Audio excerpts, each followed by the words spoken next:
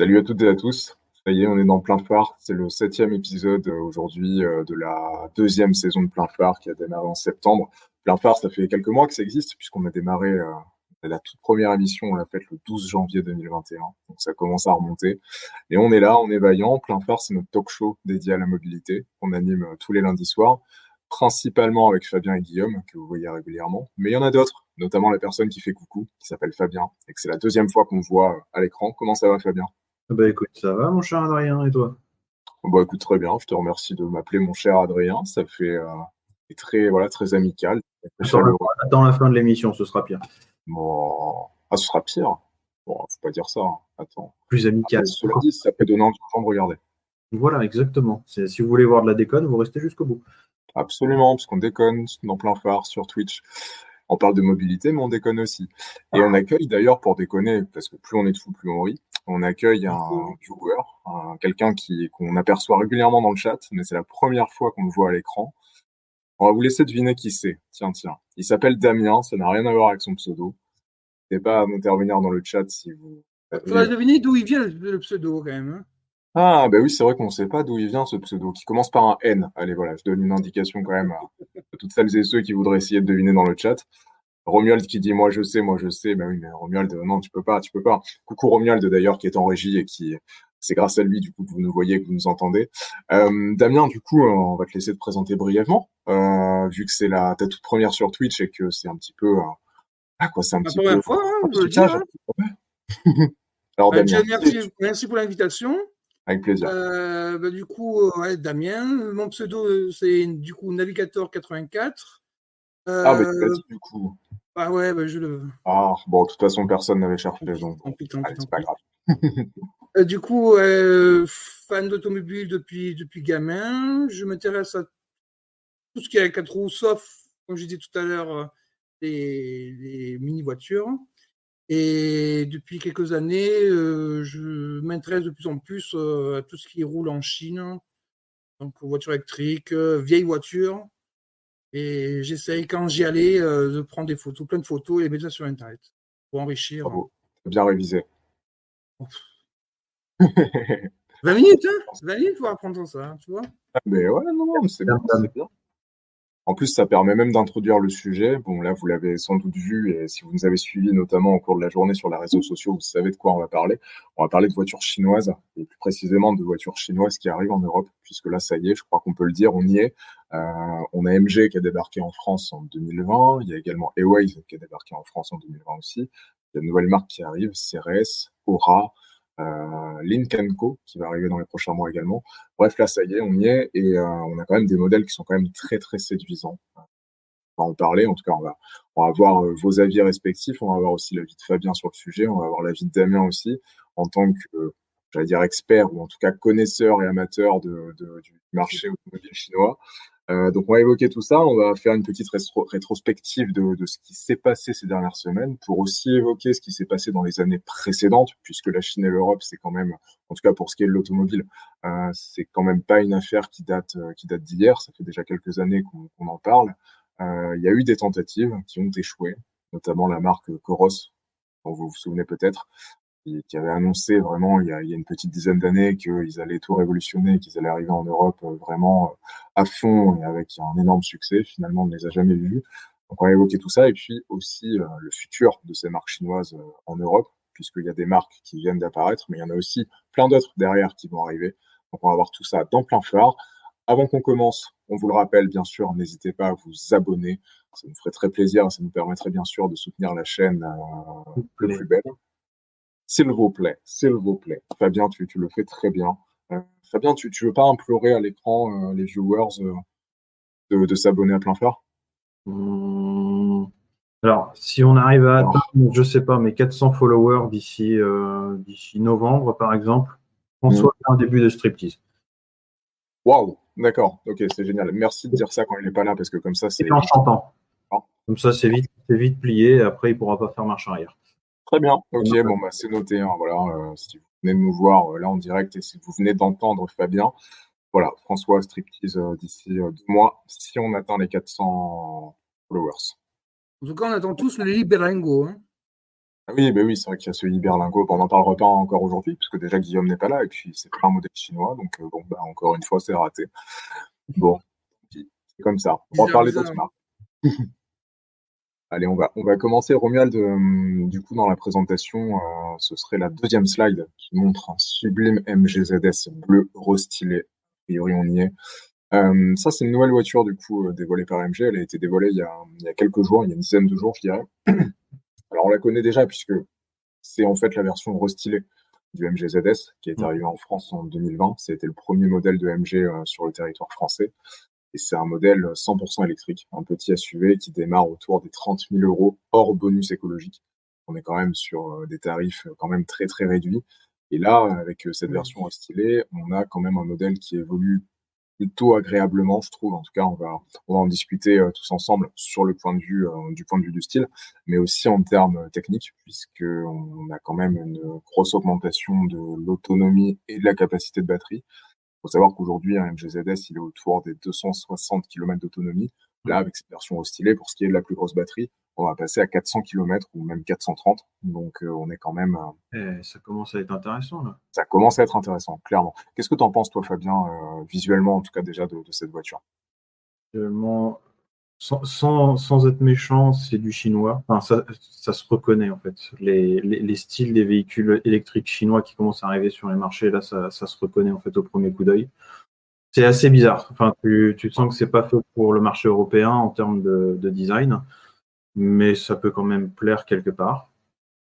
Euh, Après, il me semble que je suis déjà monté dedans, que j'ai déjà fait un trajet dedans. C'est pas si mal fini que ça. Ok. En fait, si tu veux, de loin, ça séduit quand même. De près, ça va, en tout cas dans ses proportions et dans ses lignes, pas si mal que ça. L'intérieur, pareil, tu regardes de loin, tu te dis que c'est plutôt joli en fait. Ça a l'air d'être bien fini. Quand tu es dedans, finalement, ça reste tout aussi plaisant. Enfin, c'est pas non plus de la qualité premium, mais il faut resituer quand même avec le prix de Mm. base. Mais c'est une bonne surprise, en fait, quelque part et Mm. plutôt bien équipé, en tout cas dans celui qui m'avait fait faire un long tour. Et après, de ce qu'on me disait aussi, enfin de ce que me disait son propriétaire, ce qui était intéressant, c'est que comme il consommait très peu en fait. Donc du coup, tu pouvais faire quand même pas mal de bornes Ouais. malgré, on va dire, une petite batterie de base en fait. Ok. Alors, Damien, il y a Fabien qui disait il y a quelques secondes que cette voiture, elle a été un petit peu pensée, enfin, je sais plus dans quel terme tu l'as dit, Fabien, mais que en gros, le design de cette voiture faisait très chinois et qu'on Ouais. sentait qu'elle n'avait pas forcément été pensée dès le départ pour le marché européen. Est-ce que toi, tu sais, Damien, si justement les Chinois, les conducteurs chinois, les automobilistes chinois ont des goûts vraiment très différents des acheteurs européens, ou si finalement ça tend à diminuer. Uniformiser un peu. Ouais, ils ont leur propre goût, hein. Ils aiment un peu le clinquant. Ça dépend aussi des personnes. Il y a beaucoup de Chinois qui achètent pas mal de voitures allemandes, donc pour le statut. Ouais. Et après, pour ceux qui commencent à acheter des voitures chinoises qui ressemblent un peu à des voitures européennes, pour eux, c'est bon, il y a le logo, la voiture, il faut quand même qu'elle ait l'air costaud, et à l'intérieur, beaucoup d'écrans. Ça, on le voit d'ailleurs dans Très bien équipé et pas mal d'écrans. Mm. C'est vraiment l'un des points qui en ce moment se relève. Mm. Quand on voit, par exemple, le dernier salon de Shanghai, quand Citroën a présenté sa nouvelle C5X, Ouais. une belle voiture, hein, rien à dire, mais bon, ça reste que des moteurs thermiques. L'intérieur, bon, ça paraît déjà un peu passé. Et quand à côté, dans les stands comme chez NIO ou Xpeng, où c'est voiture électrique, longue autonomie, des écrans de partout, euh, on voit, Ouais, il y a, on voit un gap ouais, il y technologique, a un surtout contraste. technologique au niveau des modèles. C'est vrai que c'est assez dingue Euh, parce que toutes les marques chinoises qui arrivent en France, c'est le cas de MG notamment qui sort d'ailleurs l'artillerie lourde, hein, puisqu'il y a eu ce premier modèle, le MG ZS, mais il y a eu très récemment aussi le HS, un hybride rechargeable, et puis ensuite deux autres modèles électriques, dont un break, dont on a une photo juste après, en Romuald, c'est le modèle rouge qui arrive juste après le MG ZS. on se rend compte que finalement, toutes les marques chinoises qui arrivent en Europe proposent des modèles électriques. Et, Ils sont vraiment, obligés. Ils sont obligés, voilà, mais Obligés pour on pouvoir sent quand se même. différencier des modèles européens, ils sont obligés. Ouais, bah, on sent justement que la Chine fait vraiment de l'électrique une priorité. Et d'ailleurs, je crois que récemment, la Chine a établi en tant que priorité nationale l'installation de bornes de recharge sur le territoire.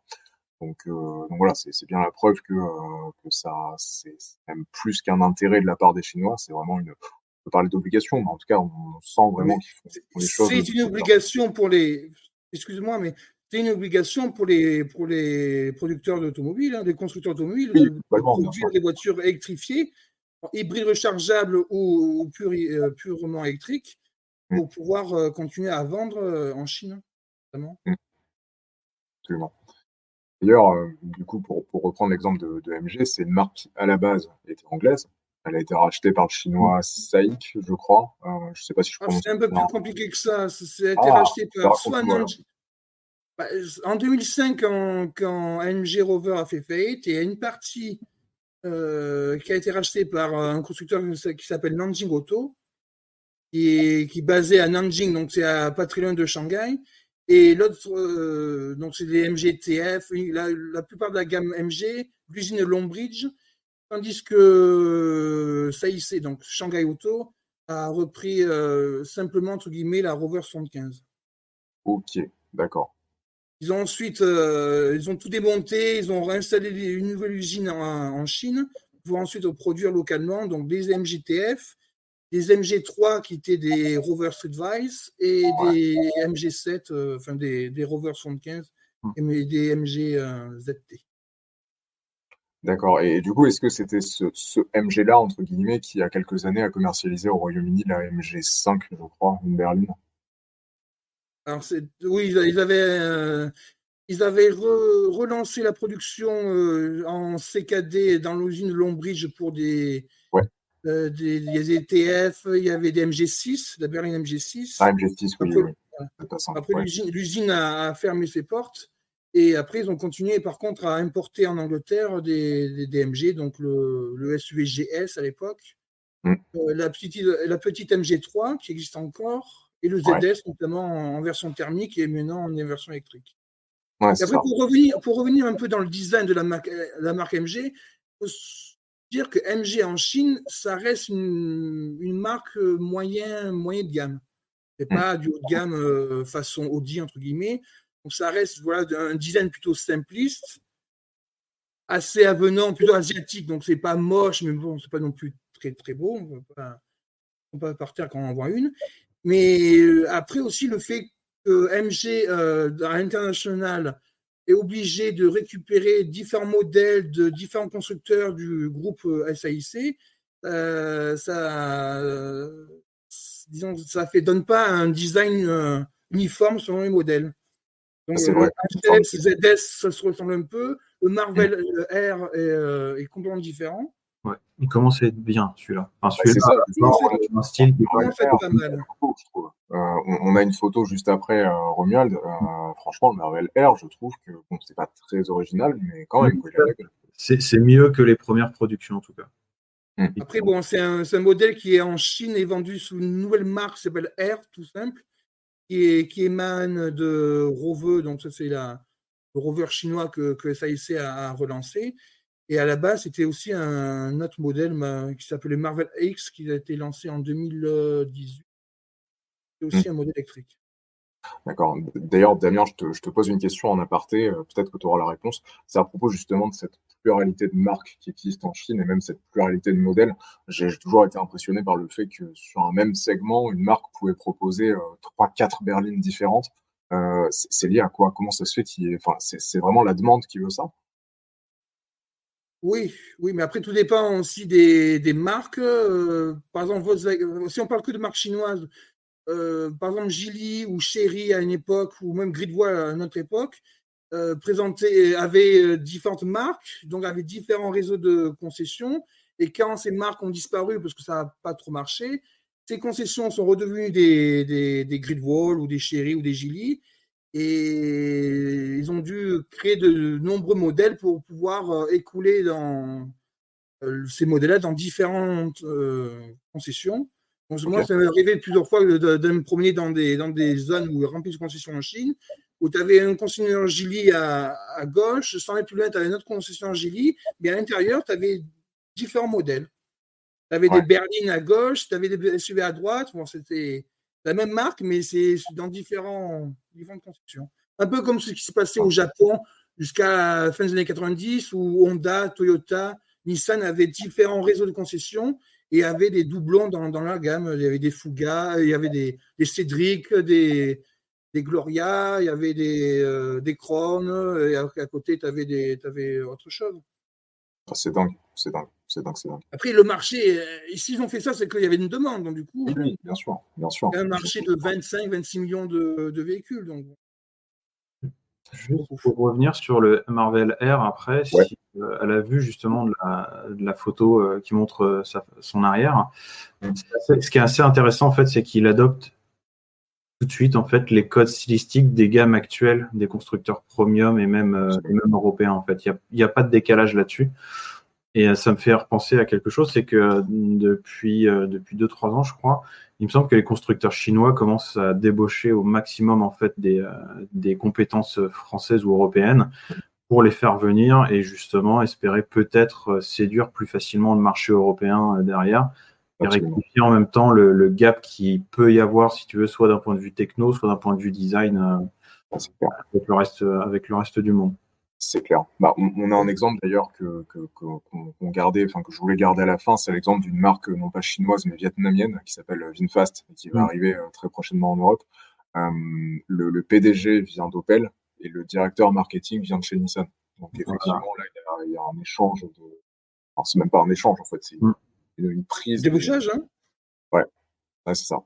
Il y a un mercato au niveau des designers, des ingénieurs, Et puis même aussi en France, là, alors juste pour l'exemple français, je crois que tu as un des relations presse de Volkswagen Group, une des marques de Volkswagen Group qui a basculé du coup chez MG en fait en tant que relation presse aussi. Ouais, tu vois, ça m'étonne pas. Comme quoi, c'est un exemple que la marque cherche vraiment peut-être à grappiller rapidement en fait, comment dire, à accélérer en fait son implémentation. Il y a le point de vue côté marque, mais il y a aussi le point de vue côté, je dirais côté humain ou plutôt vraiment des enjeux de recrutement. Je me dis que ça peut être un challenge intéressant que de travailler pour une marque chinoise qui s'implante en Europe et qui a priori les moyens de ses ambitions. Qu'est-ce que tu en penses, Damien? Oui, mais ils ne mettent pas forcément en avant qu'ils sont chinois, justement.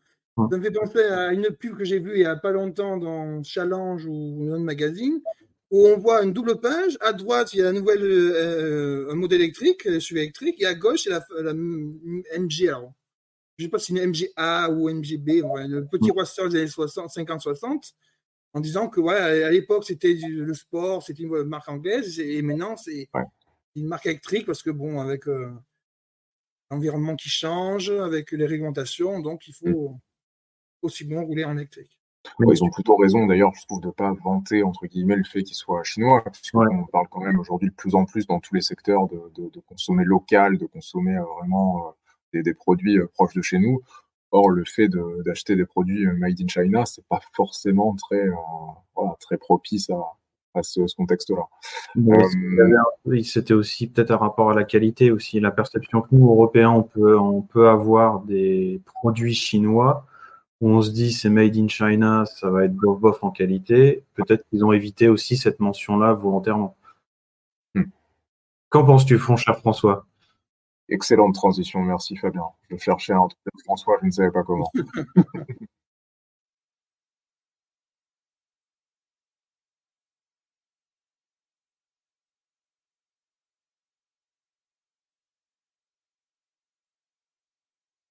Moi, je ne comprenais pas. Tu parles chinois d'ailleurs, navigateur, Damien? Comment? Est-ce que tu parles chinois? Tu as des notions de chinois?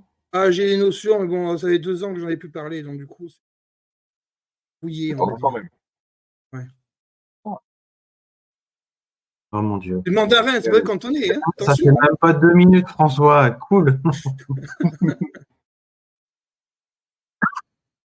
Allez.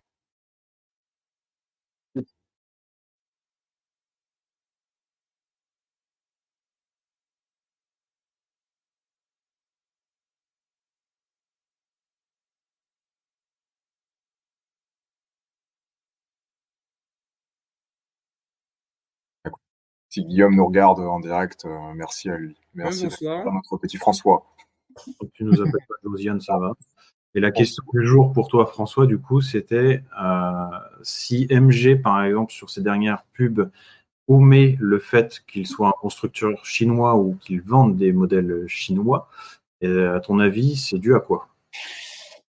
Je pense que c'est pas une omission. Un mensonge par omission n'en est pas forcément un. C'est clairement une technique de communication. MG mise tout sur le British. Quand tu regardes le concept car Cyberster, tu as les mêmes gimmicks de drapeau britannique que sur une Mini avec les feux façon Union Jack ou les décorations de toit. Et tout est fait. Le principe même de la réutilisation de la marque, c'est l'appropriation du patrimoine européen. Et donc, on pourrait même dire que c'est même le cas des autres marques, parce que Airways n'affirme pas son caractère, son origine chinoise, et CRS non plus. Ça sera intéressant en revanche de voir si Lynk & Co ose de le faire, mais je pense que ce sont deux faits qui culturellement seront assez intéressants à regarder, parce que même les constructeurs coréens, alors que le soft power coréen commence à se voir. On a la K-pop qui est aujourd'hui l'une des pop les plus regardées, les plus consultées, les plus consommées au monde. On a le succès de Squid Game sur Netflix. On a le succès, le triomphe international il y a 2 ans du film Parasite. Et pourtant, ni Kia ni Hyundai ne mettent en avant leur coréanité dans leur publicité. Oui, comme si c'était encore un petit peu tabou finalement. Alors, il n'y a que le Japon qui commence un petit peu à se l'approprier. Toyota avec ses couleurs blanc et rouge sur sa gamme de sport Gazoo Racing. Et je dirais aussi un petit peu Suzuki qui a un petit côté, on voit avec le logo qui a été exactement le même d'ailleurs au Japon comme pour les autres marques, mais qui est un petit peu façon samouraï. Mais elles aussi cachent finalement, c'est un truc très, très européen d'affirmer, et très occidental, puisque les Américains, c'est que ça, d'affirmer l'identité nationale de leurs produits. Mais du coup, est-ce que ça veut dire que nous, constructeurs européens, on revendique en fait cette origine européenne quand on vend des modèles là-bas? J'en ai l'impression. DS n'est-il pas l'exemple même du luxe à la française? Tout à fait. Mais après, est-ce qu'ils mettent en avant plutôt le fait que ce soit des modules spécifiques chinois, par exemple, ou produits directement en Chine? Plutôt que de dire c'est la France, c'est l'Europe. Il y a un clair cas de communication sur c'est la qualité ou c'est l'image à la française. Ils mettent en avant Paris, la Tour Eiffel, voilà, le Sophie Marceau, DS, c'était ça. Hein. Après, pendant des années, DS, ils ont commencé à vendre des DS5 en France, des DS3, des DS4. On n'en voyait jamais. Après, ils ont commencé à produire en Chine. Ils vendaient plus que des voitures chinoises. Enfin, voitures fabriquées en Chine. Puis finalement, ça n'a pas marché non plus. Hein. Changé. Là, ils sont en train de relancer la DS3 Crossback électrique en Chine. Ah, d'accord. Et ils le font comment? Il y a une stratégie particulière? On a publicité, marketing. Bon, après, elle est vendue plus de 300 000 yuan, un petit modèle comme ça. Ça fait combien en euros? 45 000. Ah oui. C'est plus cher qu'en France?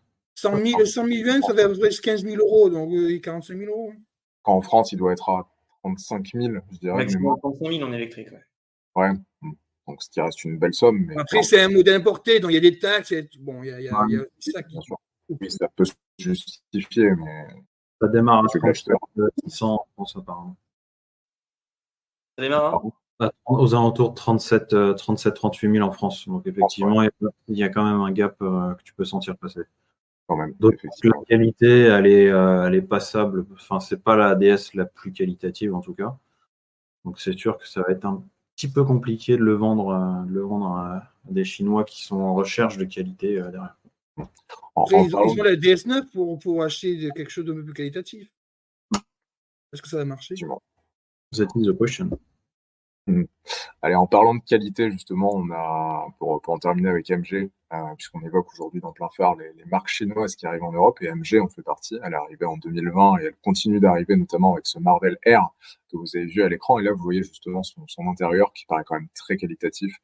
Et là, Fabien, j'ai une question pour toi. Fabien, je sais que tu es un petit peu geek, que tu t'intéresses aux actualités voilà, du secteur, quand tu vois un énorme écran comme ça, est-ce que ça te fait envie? Pas tant que ça, en fait. Le premier réflexe que j'ai, et je pense que c'est un retour d'expérience purement personnel, c'est de me dire que je vais me paumer dans une multitude de menus.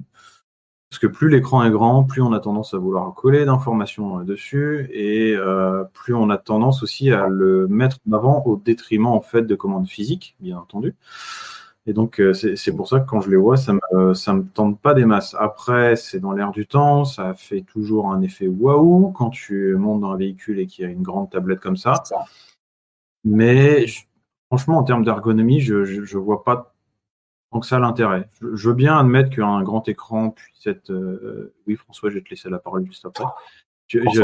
Comment dire ça apporte plus en lisibilité d'information et c'est agréable quand tu conduis, mais d'avoir en fait quelque chose d'aussi gros que ça, un réel plus, je sais pas. Donc vas-y François, je t'en prie, partage ton avis là-dessus. Moi, je l'ai essayé le Marvel Air cet été, grâce à une petite exclusivité d'un de nos invités. On en avait eu au fin juillet, Nicolas Meunier, qui avait pu l'avoir en avant-première grâce à MG et qui nous l'avait proposé le même jour. Le fait est que le véhicule était encore en phase de test, donc il y avait pas mal d'informations, notamment quand tu passais la caméra de recul, tout était écrit en chinois. Malheureusement, mon mandarin est encore un petit peu rouillé. Donc, par définition, c'était pas tout à fait encore au point, mais 99% du boulot était fait. Et je rejoins totalement Fabien pour dire qu'un grand écran, c'est à la fois, à mon sens, la capacité qu'a un constructeur à éblouir les gens, mais quand on éblouit les gens, c'est qu'on cache des trucs. Et cacher quoi? On cache qu'on fait d'énormes économies sur toute la télématique et toute l'intégration informatique derrière. C'est-à-dire qu'on a tout fourré au même endroit et que si ça tombe en rade, bah bonjour pour t'en sortir. Et je trouve pas que l'implantation soit importante parce qu'elle est vraiment, vraiment visible, vraiment énorme. Et au quotidien, le bonheur, notamment de nuit, c'est de rouler écran éteint avec uniquement les lumières des voitures qui parfois t'éblouissent de trop, pas un maximum de lumens comme ça. Et puis les sous-menus sont bien moins faits que dans d'autres marques. Tesla fait évidemment référence dans le domaine. Et il y en a d'autres qui s'en sortent très bien avec des écrans pas forcément aussi larges, aussi énormes. Je trouve que le futur écran de la Renault Mégane, qui lui aussi est de belle taille, va bien changer les choses. Et là, j'ai trouvé les menus assez, comme on dirait dans un style littéraire, amphigourique, très compliqué.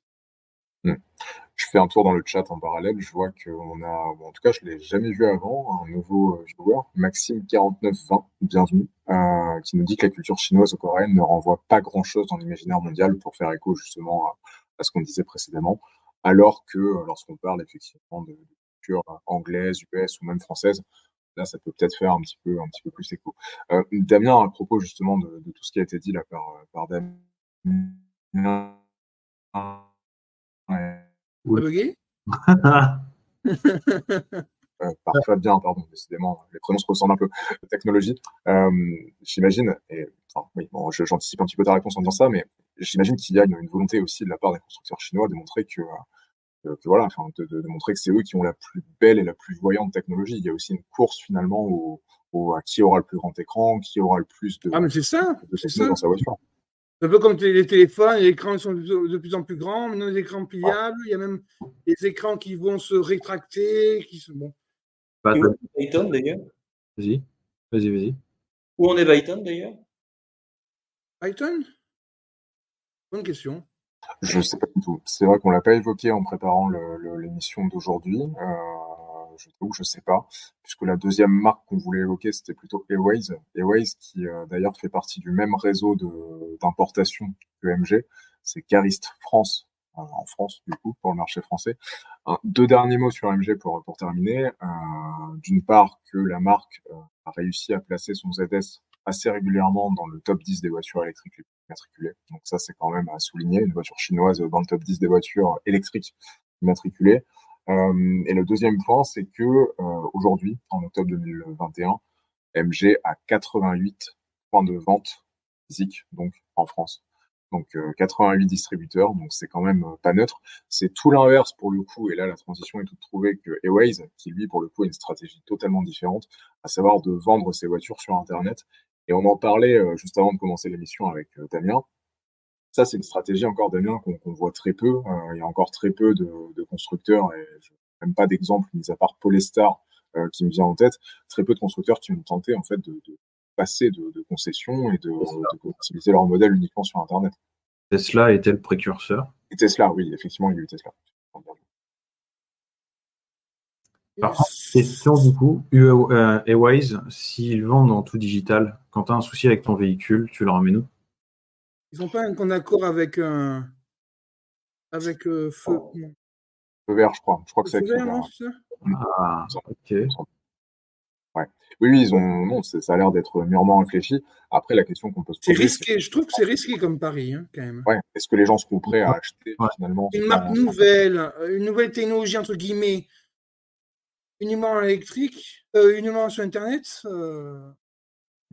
Bah, si tu as ton réseau de réparateurs qui est là pour te rassurer, entre guillemets, derrière, je te dirais pourquoi pas, mais là, ramener chez Feu Vert derrière, alors j'ai rien contre la marque Feu Vert, hein, et certainement qu'ils offrent des bonnes prestations, mais c'est juste que tu lâches un billet de 30 à 40K dans un nouveau véhicule et tu te dis qu'il sera pris en charge en fait par des réseaux de réparateurs secondaires, entre guillemets. Ça, c'est pas la plus belle des images que tu peux avoir quand tu achètes un véhicule. Maintenant, ce n'est que mon avis, hein. Non, mais enfin, en tout cas, à titre personnel, je suis assez d'accord, même si dans le cas de l'Airways U5 que vous voyez normalement à l'écran, c'est un véhicule qui a été très bien accueilli par la presse et qui a l'air, bon voilà, quand on regarde les chiffres de vente, de faire son petit effet. Est-ce que ça suffira sur le long terme? Est-ce que ça permettra, enfin, est-ce que vraiment les gens ne seront pas trop craintifs à l'idée d'acheter une voiture qui effectivement n'a pas est disponible dans aucune concession et uniquement possible d'entretien via le réseau Feu Vert? Les gens ont été habitués, ça fait 15 ans qu'ils n'ont plus besoin d'entretenir leur téléphone et que si le téléphone ne marche pas, ils le ramènent chez... Enfin, ils contestent tout de suite le contrat à distance. C'est presque plus important d'avoir une Livebox ou une Freebox aujourd'hui dans la vie que d'avoir un réseau physique près de chez soi. Et c'est finalement une logique très chinoise. Et ça, Damien nous l'évoquait, je crois, encore une fois en off avant l'émission. Mais là, du coup, Damien, je vais te laisser le dire de vive voix. Ça, il me semble que c'est quand même relativement développé, relativement courant en Chine d'avoir finalement du commerce digital, même pour des voitures. Est-ce que tu penses que les Européens sont prêts à ça encore aujourd'hui? Moi, je pense que c'est plus. Les Européens ont plus des barrières psychologiques. Un Chinois d'une génération à une autre, il est passé peu d'argent à beaucoup d'argent, entre guillemets, beaucoup de liquide, pas de carte bancaire, et il passe maintenant directement à payer par téléphone, payer par WeChat. Oui, WeChat, entre autres, mais reconnaissance faciale pour payer. Ils achètent tout pratiquement tout sur Internet. Acheter une voiture, bon, pourquoi pas, ils achètent bien des sacs à plusieurs milliers d'euros, pourquoi pas une voiture à 10, 15, 20, voire même beaucoup plus. C'est pas le même usage. C'est plus compliqué quand on pense qu'on essaye de supprimer les petites pièces, supprimer les billets de 500 euros. Alors, dessus, les Allemands ne sont pas contents. C'est très compliqué. C'est un pays qui a avancé très vite, qui avance toujours très vite. Et les Chinois, ils n'ont pas, alors d'un côté, ils n'ont pas forcément leur mot à dire, mais ils n'ont pas tant de barrières que ça. Et il faut qu'ils avancent. En tout cas, dans le chat, Maxime4920 est catégorique. Sans SAV compétences, les marques ne s'imposeront pas. Après, Airways par rapport à MG, MG est quand même une marque d'un grand groupe. Qui produit 1,5 million ou 2 millions de véhicules via ses partenaires et avec ses propres marques. Alors, Airways, bon, c'est une start-up qui veut devenir comme Tesla, mais bon, Tesla, il commence à faire des centaines de milliers de véhicules. Airways, ils font quelques milliers, et encore, je suis gentil. Hein. Même en Chine, j'ai regardé les chiffres d'immatriculation, ils sont à 3-4 000 sur l'année, donc c'est pas... Oui, mais qui parmi les acheteurs européens connaît véritablement l'histoire entre guillemets de MG et sait que ça appartient à un grand groupe? Qu'est-ce qui pourrait faire que, indépendamment du réseau de concession, qu'un acheteur européen qui s'intéresse pas plus que ça aux voitures, mais qui regarde uniquement les prestations du modèle, et en l'occurrence le SUV Airways, c'est grosso modo le même en termes de prestations, voire même un petit peu meilleur. Il n'a pas payé la 4G, Adrien. C'est pire que chez moi, hein, c'est bien. Ah merde. En fait, Voilà. C'est radical, hein. En termes d'autonomie que le MGZS, qu'est-ce qui va faire qu'il va aller vers le... Je sais, il y a peut-être un petit souci. Ah, il y a Damien qui revient. Non, c'est toi, Adrien, qui est Voilà. parti. Ouais. Ah, c'est moi? Ah merde, c'est marrant parce que moi je vous ai vu disparaître d'un coup. Ah, j'ai cru que c'était moi. Vas-y, reprends ton, comment dire, Ton explication. Oh là là, j'étais fier de moi en plus. Non, je rigole. Tu disais que moi, sincèrement, les gens qui ont connu MG, la marque de sport anglaise et tout, ça n'a plus rien à voir. Est-ce que c'est eux qui vont être les premiers à passer à acheter une voiture électrique? Je pense que c'est à l'image de ce qu'a fait Stellantis en s'offrant pas très cher à Alfa Romeo, Fiat et Lancia. Ils se sont payés 20-25 ans d'image de marque que Audi a eu à construire pour être légitime sur un marché face à des clients. MG, vous le dites à n'importe qui, ça évoque encore quelque chose. Après, le fait que ça évoque, c'est de la même façon que ça plaît à tout le monde d'acheter une Lamborghini quand on a les moyens et que c'est un Urus, et de se dire, oui, j'ai un SUV, mais la marque à laquelle je l'ai acheté a fait des voitures de sport qui sont exceptionnelles. Mais la qualité d'origine n'est que l'écume secondaire du principe économique de la chose. Il y a un deuxième point, en revanche, qui fait qu'à mon avis, la digitalisation des commandes, et je peux me tromper, parce que tous les constructeurs y viennent au fur et à mesure, le parcours client se numérise énormément. On voit que la Citroën Ami, c'est un peu le cheval de Troie chez Stellantis pour réussir à numériser intégralement et totalement rendre en ligne l'achat d'une voiture. C'est vrai que c'est un exemple aussi. Mais c'est possible sur une voiture qui est achetée par des gens qui ont entre de 14 à 30-35 ans. Est-ce que sur un marché français notamment, qui est assez vieux, on est l'un des marchés les plus vieux d'Europe, 65-66 ans d'achat de voitures en moyenne, ou un marché, comme le disait Navigator, Damien, que l'Allemagne est assez en retard sur la numérisation. On l'a vu quand on est allé au salon de Munich, la connexion n'est pas bonne, les réseaux téléphones ne peuvent pas suivre, et le client a encore besoin d'une réassurance physique du produit face à lui. C'est peut-être d'ailleurs pour ça que le modèle des salons survit un petit peu davantage en Allemagne qu'en France pour le moment. Je suis pas sûr. Il y a un côté sociologique en France sur l'âge, ou plutôt un côté générationnel en France, et un côté sociologique et avance technologique en Allemagne, qui, pour les deux principaux marchés européens, pourrait contraindre un peu cette numérisation à marche forcée. Même si il est vrai que la génération actuelle est amenée à partir, et la nôtre à la remplacer, et que nous, si tout de suite on achète à distance, on sera les clients de demain. D'ailleurs, François, ce que tu dis à propos notamment de l'image de marque et des marques premium notamment, tu as parlé d'Audi, tu as parlé d'Alfa Romeo, me fait penser à une autre marque chinoise qui arrive tout juste en Europe. Elle s'appelle CRS, et pour le coup, elle a des velléités premium. Romuald, c'est la slide numéro 9, un SUV encore rouge.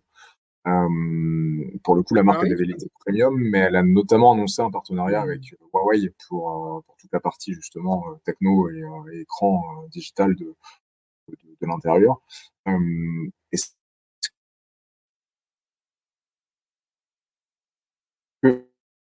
Est-ce que vous pensez, je vais peut-être m'adresser à Fabien, tu n'as pas trop parlé ces dernières minutes, est-ce que tu penses, Fabien, que les Chinois, une marque chinoise peut s'imposer en tant que marque premium? Ça va être chaud. Je pense qu'ils ont encore beaucoup de choses à apprendre avant d'être bons sur du premium. Après, je dirais que c'est pas inaccessible pour eux dans le sens où ils ont déjà les ressources, ils ont beaucoup de ressources financières et ils ont une capacité à drainer de la connaissance assez facilement grâce à ces ressources financières. À mon avis, de prime abord, je te dirais, ça peut prendre du temps, mais d'un autre côté, à partir du moment où tu as beaucoup de moyens financiers, et je pense qu'ils peuvent peut-être rattraper leur retard assez facilement et assez rapidement en fin de compte. Alors, je vais laisser Damien et François répondre à la question également, mais personnellement, je me dis que vu la vitesse à laquelle les constructeurs chinois avancent, quand on regarde il y a 15 ans, par exemple, quand les toutes premières marques chinoises commençaient à débarquer sur les salons européens et qu'on se moquait d'elles parce que c'était des modèles copiés de la concurrence et qui paraissaient vraiment fabriqués n'importe comment, quand on voit le chemin accompli et qu'on regarde justement des modèles comme ce CRS, comme ce MG, comme les modèles Airways, on se dit quand même, il y a un sacré gap qui a été fait et les modèles sont quand même très séduisants, même s'ils n'ont pas vraiment d'image encore. Personnellement, je me dis que un constructeur chinois premium, peut-être pas maintenant, mais dans quelques années, peut-être que ça pourrait arriver. François, je te vois un peu dubitatif, mais pas totalement contre mon propos. Je veux prendre la parole avant Damien, et Damien conclura sur la version du. Vas-y. Il y a une très très forte probabilité à horizon 10 ans, le premium automobile soit effectivement chinois. Moi, j'en suis pas forcément dubitatif, même si mon visage peut le laisser paraître. J'étais plus dubitatif sur l'idée qu'il aurait du mal à rejoindre la qualité européenne. Aujourd'hui, les analyses concurrence vont en Chine pour analyser l'intégration des écrans, l'intégration numérique, des ADAS et des technologies modernes. Alors qu'il y a 10 ans, c'était l'inverse et on les voyait sur les salons avec leurs maîtres pour mesurer les écartements, la taille des amortisseurs, etc. Aujourd'hui, c'est les Européens qui vont chercher des visas pour aller sur les salons chinois et non l'inverse. Secondo, on est sur des constructeurs qui, en réalité, pour certains, je vois Foxconn qui aujourd'hui a présenté 3 modèles. Foxconn, c'est le sous-traitant numéro 1, c'est en réalité le constructeur numéro 1 d'Apple. Si aujourd'hui une Apple Car doit exister, c'est Foxconn et non l'inverse. Et donc, je suis assez aussi à regarder le marché côté mise à disposition des pièces. Qui produisent les batteries? Ce sont les Chinois. Qui sont les plus en avance sur les technologies de reconnaissance faciale? Ce sont les Chinois. Qui sont les plus avancés sur les technologies de mise à disposition de services connectés? Et en grande partie les Chinois. Et c'est tout un champ qui, si on devait comparer aux Japonais ou aux Coréens, qui ont eu un apprentissage très long, 20, 25, 30 ans à devoir construire des usines en Europe pour s'implanter, puis apprendre les moteurs, puis apprendre les normes des moteurs, puis apprendre la qualité de fabrication, puis apprendre le positionnement marketing, le positionnement de communication, savoir qui sponsoriser, qui aider, qui lobbyer pour réussir à influencer. Les Chinois sont complètement décomplexés. La technologie et l'Europe, quasiment, leur tendent les bras. Vous n'arrivez pas à faire de moteur thermique? Très bien, on fait tout sur l'électrique. En plus, c'est ce que vous savez faire, cadeau, venez. On subventionne ça, hein. Donc, et on subventionne ça. Le pire, c'est que c'est le cas.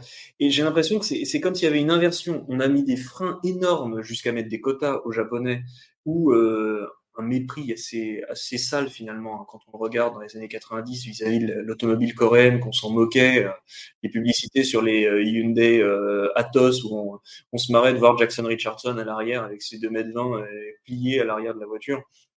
Aujourd'hui, on a presque aussi un Roland, qui est une bonne chose sociologiquement, de refus de ces préjugés racistes ou un petit peu méprisants. Et donc, on n'est plus à considérer qu'une chinoiserie est une mauvaise chose. On est limite à ne plus dire le mot chinoiserie. Quand bien même une ZS est moins bien fabriquée que le reste de la production, mais ça fait le job. Ça correspond à ce que les gens veulent. Un écran, une voiture qui fonctionne, 250 km d'autonomie, et c'est 25% moins cher. On voit aussi le succès de Dacia. Hein. Dacia, c'est pas non plus le top de la production automobile, et pourtant, ça se vend. Exactement. Tesla aussi, finalement, sur un segment un petit peu plus premium. Tesla, c'est du haut de gamme, mais il n'y avait quand même pas de. Enfin, c'est considéré aujourd'hui comme une marque haut de gamme. Mais... En termes de qualité, ça ne l'est pas. En termes d'avance technologique, ça l'est. Et donc, voilà. La considération de haut de gamme a complètement changé. Aujourd'hui, Audi et Volkswagen conservent leur aspect premium, alors qu'en termes de qualité de matériaux, une 308 ou une DS4 les aplatit littéralement. Et je ne suis pas payé par ces marques-là. Mais par contre, ce qui est intéressant, c'est de voir que Dacia faisait de l'accessible il y a encore quelques années et qu'aujourd'hui, mine de rien, ils ont un peu premiumisé leur véhicule. Donc, du coup, on peut peut-être imaginer que les constructeurs chinois vont faire la même chose, c'est-à-dire que je m'implémente avec un concept, comme tu disais, François, de base, mais qui séduit, et que derrière, je vais incrémenter en fait ma qualité au fur et à mesure, parce que aussi, j'en ai les moyens aussi de le faire plus rapidement que les autres. Je vois même MG comme un Audi, mais ça, je n'irai peut-être pas très Non, je ne les vois pas non plus aller jusqu'à ce standard-là, mais en tout cas, regravir en tout cas quelques marches sur les échelons. Peut-être. Si on parle de base pour le MG ZS, c'est quand même un modèle à 30 000 €, un modèle électrique, et pas non plus une voiture thermique à 10 000 €. Les Chinois ont essayé de nous vendre des voitures pas chères qui se ramassaient et ça n'a pas marché. Et là, ils commencent sur un autre créneau quand même. Et déjà, partir du bas, quoi.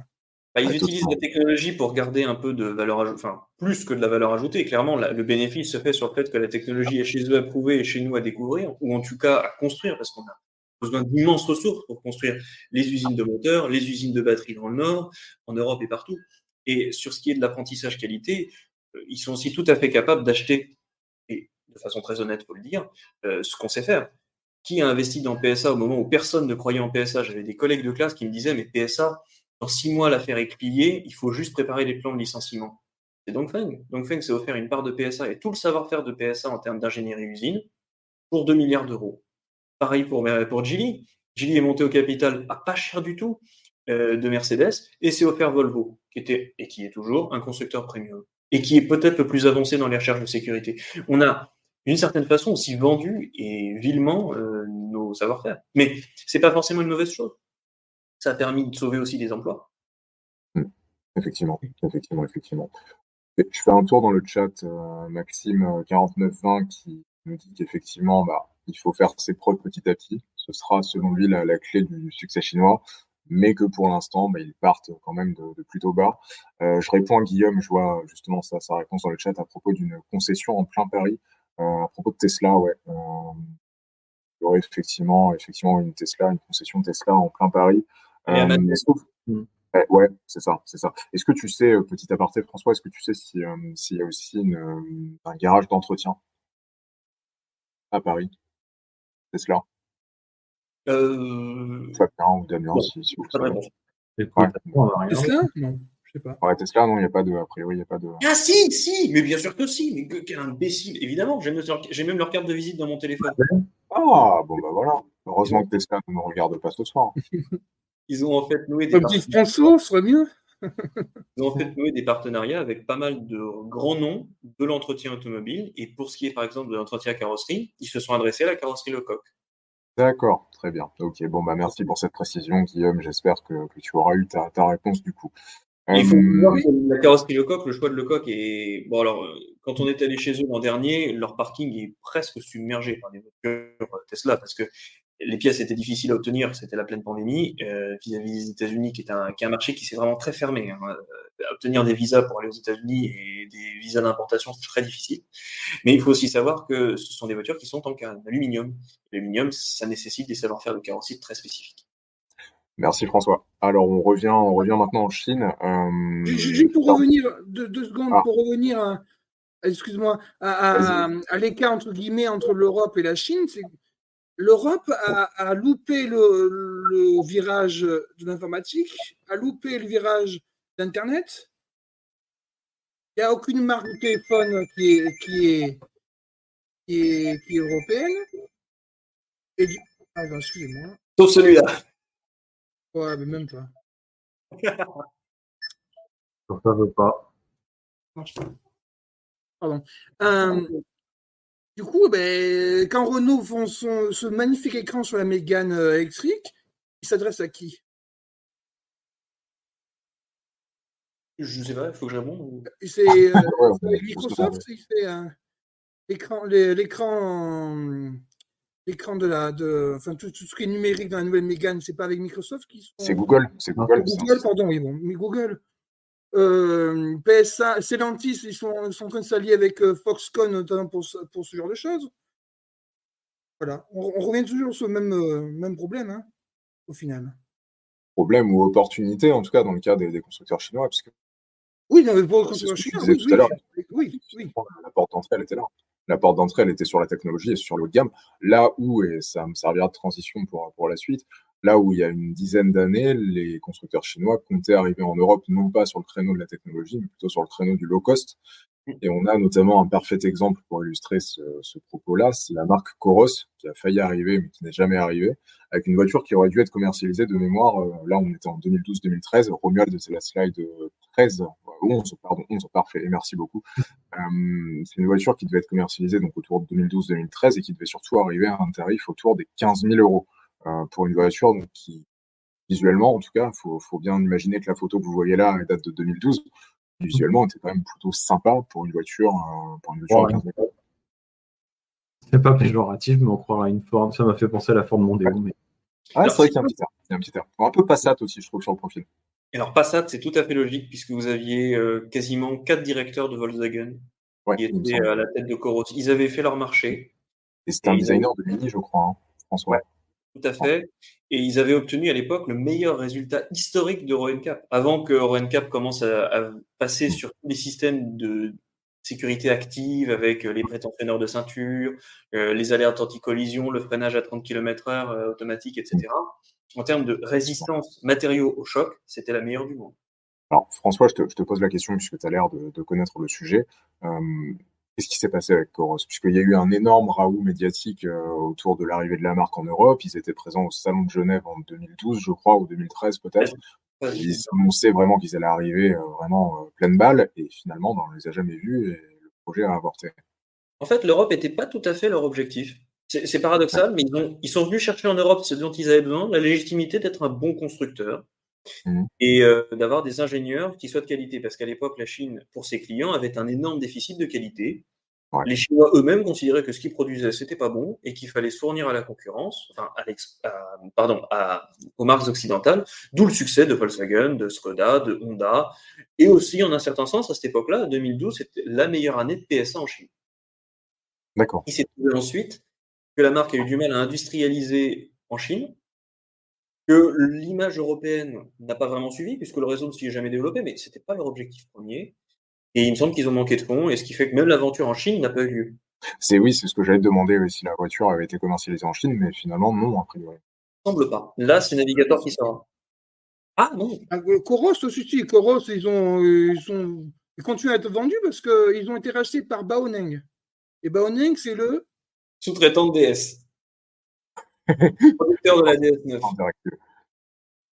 Ah non, si, ils ont commercialisé la berline 3 qui a été présentée à Genève, la version 5 portes, et ils ont vendu aussi un SUV et la berline 4 portes avec version crossover. Bon, ça marchait un peu, mais bon, après, c'est trop cher pour une marque chinoise. Disons que je pense que Coros est arrivé trop tôt en Chine. Trop cher pour du chinois, mais c'était qualitatif. Donc, du coup. Ils ont ouvert la voie, c'est certain, à la démarche Lynk & Co, qui est en fait du Volvo badgé, ou à la démarche aujourd'hui de Dongfeng, qui, avec la CRS, s'est offert une grande partie des technologies PSA pour tout simplement faire mieux. Je pense qu'effectivement, il y a un côté un peu cheval de Troie, mais avoir raison trop tôt, c'est aussi avoir tort. Après, ils ont réussi à vendre quelques voitures en Slovénie, en Slovaquie, je ne sais plus où. Mais oui, parce que c'était une voiture qui avait été conçue chez Magnaster, justement, en Autriche. Wow. Ah oui, bah. Après, il y a un autre exemple qui est un petit peu similaire, mais de façon assez radicalement opposée, c'est la Hongqi S9, qui est la supercar qui est proposée par Hongqi. Ils l'ont dessinée, ils l'ont conçue avec un V8 biturbo hybride 1900 chevaux, c'est parti dans tous les sens, même le style d'ailleurs. Et puis ils ont compris que vu l'accueil assez froid à Francfort 2017, il faudrait peut-être refaire 2019, pardon, il faudrait peut-être un petit peu recaler le tir. Et ils ont demandé ni plus ni moins qu'à Walter da Silva International, qui est l'ancien chef du design de Alfa Romeo puis du groupe Volkswagen, de tout refaire. Ils ont tout redessiné, la voiture sera produite a priori en Émilie-Romagne, qui est le berceau des supercars. Ça reste une marque chinoise. Et là encore, ils vont s'offrir l'image européenne de l'avoir dessinée et produite en Europe. Mais pour bien dire, maintenant, on sait faire aussi bien que vous. Après Ronchi, c'est quand même à part dans la production chinoise. Hein.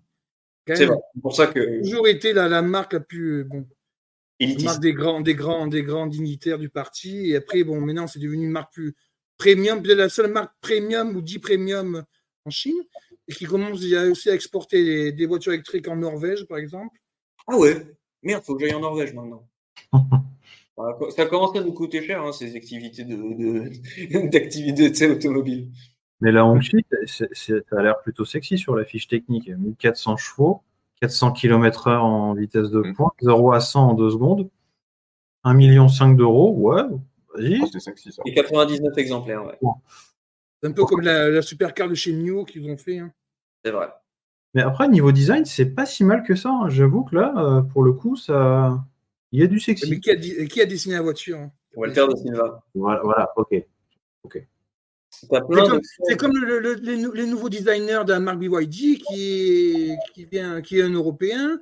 Ronchi, me semble, c'est aussi un Européen, quelqu'un qui vient de chez Rolls-Royce. Enfin, j'ai pas envie de dire de bêtises. Bentley, pardon. Qui a été embauché. Donc, ça revient à ce que disait Adrien.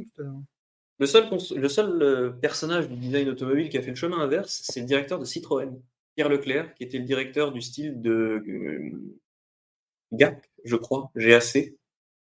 Non, de Great Wall, ça commence par la même lettre, mais j'avais casé au mauvais endroit. L'ancien directeur du style de Great Wall, finalement, il est quand même revenu en Europe, pour la douceur de vivre européenne. Ah. D'accord. Lui aussi, c'est pour Igué Non, parce qu'avec Damien, on parlait du fait que quand tu passes un peu de temps en Chine, on va dire très, très vite, le petit déjeuner à l'européenne te manque. On mange bien quand même en Chine, mais c'est différent. Faut pas généraliser. Mais je pourrais me dire, pas de café, pas de chocolat chaud, ou pas de brunch, ça te manque au bout d'un moment. Mais voilà, c'est pour la part. Donc c'est certainement pour ça qu'il s'est dit, vas-y, c'était bien la Chine, mais je reviens en Europe parce que là, j'en peux plus. Alors, pour continuer sur le design, justement, on parlait là de Honki et qui a été décidé, enfin, la supercar de Honki qui a été designée par Walter da Silva. J'aimerais beaucoup avoir votre avis sur cette voiture. Romuald, c'est la slide numéro 16. C'est la Aura 4 qui a été présentée en première mondiale au Salon de Munich, donc en septembre. Personnellement, je la trouve assez mignonne. Alors, faut le savoir, parce que là, on a l'impression de voir une citadine, mais c'est une voiture qui est de la taille, justement, d'une compacte. C'est de la taille d'une Renault Mégane E-Tech électrique ou d'une Volkswagen ID.3. Et ce sera une concurrente, justement, puisque c'est un modèle électrique, malgré ses airs néo-rétro. Qu'est-ce que vous en pensez? Damien, qu'est-ce que tu en penses de cette voiture, visuellement? C'est chinois. Et alors, c'est bien ou c'est pas bien? Beaucoup de LED, des écrans intérieurs électriques. Oh, c'est marrant, c'est marrant. Ce côté néo-rétro, là, qu'est-ce que tu en penses avec ces phares à l'avant qui font un peu penser, enfin, personnellement, moi, ça me fait penser à une Après, du coup, je vois pas la photo. Alors, je sais pas à quelle Aura tu pardon, parles, ouais, mais c'est le Aura 4. Si tu tapes sur Google Aura 4. c'est ça qui était présenté à Francfort. Munich, Ah ouais. oui, J'ai pardon, à dit Munich. encore tout à l'heure, c'est Munich. Dedans, Pardon. de Porsche. Aura, c'est la marque électrique du groupe Gridwall et c'est censé être la base d'une mini électrique qui serait produite en Chine. Alors là, en l'occurrence, ce serait une compacte, la Aura 4 en tout cas, même si elle fait plus petite que. Après, ça dépend du modèle, parce que Aura, ils ont 1, 2, 3, 4, peut-être 5 modèles actuellement dans la gamme. Donc, il y a des citadines, des petits modèles qui ont un look rétro. Aussi, ouais. C'est vrai que c'est assez étonnant. Ça vise plutôt la clientèle jeune, féminine, urbaine. C'est une petite voiture. Hein, pas bien, je te vois hocher la tête. Oui, mais. En fait, autant l'extérieur, si tu veux, je suis mitigé. Il y a un côté mignon, mais il y a encore un côté un peu bizarre dans les proportions. Ouais. Le niveau latéral, à la limite, tu la regardes de la face avant, elle est toute mignonne, mais là, de 3/4, ça fait un peu chelou. Et l'arrière est très spécial quand même, parce que pas de qui s'affiche, c'est juste un bandeau LED en fait qui c'est ça. parcourt tout le haillon. Et encore, c'est même pas dans le haillon, c'est au-dessus du haillon. C'est ça. C'est osé, pourquoi pas. Par contre, l'intérieur, plutôt mignon, conventionnel, hein, mais mignon quand même. Pour rebondir sur ce que tu dis là à propos de l'arrière, je me souviens que quand elle avait été dévoilée à Munich et qu'on avait vu les photos de Guillaume et François, qui étaient nos reporters à Munich lors du salon il y a un mois, et que j'ai vu les photos de l'arrière de la voiture, je me suis dit, mais en fait, ils ont présenté un prototype, qu'est-ce qui se passe? Parce que je cherchais les feux, justement, et en fait, les feux, ils sont intégrés dans la lunette arrière. Ouais, c'est assez étonnant. Je me suis dit, putain, les cons, ils ont oublié de mettre les feux arrière. En tout cas, elle est plus belle que le concept car qui était juste à côté, qui ressemble à une Panamera qui. Je l'aimais bien, moi je sais plus comment elle s'appelle, mais j'aimais plutôt bien. Moi, c'est vrai que c'était une grande berline qu'ils avaient présentée à côté. Et je la trouvais plutôt bien. Je cherche une photo en parallèle pour qu'on puisse vous la diffuser, puisqu'on parle de marques chinoises ce soir dans Plein Phare, et on parle notamment des marques qui vont arriver très bientôt sur le marché européen. Et Aura fait partie de ces marques. Aura, c'est la marque, comme le disait Damien, qui intervient chez nous ce soir, une marque du groupe Gridwall, qui va arriver a priori à partir de mars 2022. On ne sait pas encore via quel réseau de distribution, mais en tout cas mars 2022 pour l'Aura 4 que vous voyez à l'écran. Et puis je vais vous trouver très rapidement une photo de la berline que Damien évoquait justement. François, une petite question en attendant à propos de cette Aura 4. Tu as eu l'occasion de la voir justement à Munich. Qu'est-ce que tu en as pensé? Avant de dire ce que j'en ai pensé, je vais essentiellement dire ce que j'en vois. C'est une voiture qui me semble être une parfaite synthèse d'un brief marketing tel qu'on l'aurait fait au téléphone. Qu'est-ce que vous attendez d'une voiture? Qu'elle soit électrique, qu'elle soit mignonne, qu'elle soit jolie, qu'elle soit numérique à l'intérieur, qu'il y ait de la place à l'arrière, qu'elle soit citadine néanmoins. En gros, une mini améliorée, le prix en moins. Et ça nous donne exactement cette voiture. En plus, avec le côté un petit peu chat, chien, enfin, il y a toute une métaphore. C'est un bestiaire, cette marque, hein, c'est une animalerie. Mais c'est un côté un peu sympa. Et c'est le même côté sympa qu'on cherche quand on veut avoir un iPhone rouge, qu'on veut avoir tel ou tel appareil avec une couleur en plus. On a infantilisé le client s'est lui-même infantilisé, vautré dans les poudres aux yeux qu'on pouvait lui donner. Cette voiture en est à l'image. Alors c'est vrai, ça fait clinquant. Et il est vrai que le client chinois adore le clinquant et que l'Européen ne saurait être le dernier à apprécier les LED qui s'allument dans un sens, dans un autre, qui s'éteignent en virage pour pas éblouir les gens, les fameux feux Matrix, etc. Moi, je la trouve en cela extrêmement cohérente vis-à-vis d'une attente médium, moyenne, mais pas médiocre. Alors après, moi, qu'est-ce que j'en pense? Le regard de l'essayeur te dira que j'ai bien envie de savoir ce que ça donne au volant, parce que c'est vrai que je suis pas insensible au côté mignon de la chose, c'est vrai. Je ne suis pas non plus insensible au côté est-ce que ça va me renvoyer une bonne image, parce qu'on achète aussi une voiture pour l'image que ça nous donne. Sinon, tout le monde roulerait dans un Lada Niva, c'est bien évident. Et donc, cette voiture-là a une cote de sympathie quand on la regarde, presque naturelle, bien plus que, et pourtant c'est la même marque, le Way Café, le Way Coffee 5 ou 6, quand on se demande, mais il veut être agressif, mais il est mal proportionné, mais il n'est pas légitime, mais il est pas beau, mais en fait il n'est pas cohérent. Voilà. Là, il y a une sorte l'ensemble est très cohérent. Et tout à fait, cohérent. et tout à fait aussi l'intérieur. Les matériaux sont là encore. Moi, j'ai testé. Qu'est-ce que ça veut dire tester des matériaux? Voir s'ils sont bien assemblés. Les prototypes de salon, ils sont vérifiés 15 fois à l'avance, donc ça veut rien dire par rapport à ma série. Mais il y avait des couleurs chatoyantes, des couleurs rouges, des couleurs beiges, des trucs qu'on ne trouve plus sur les marques en moyenne.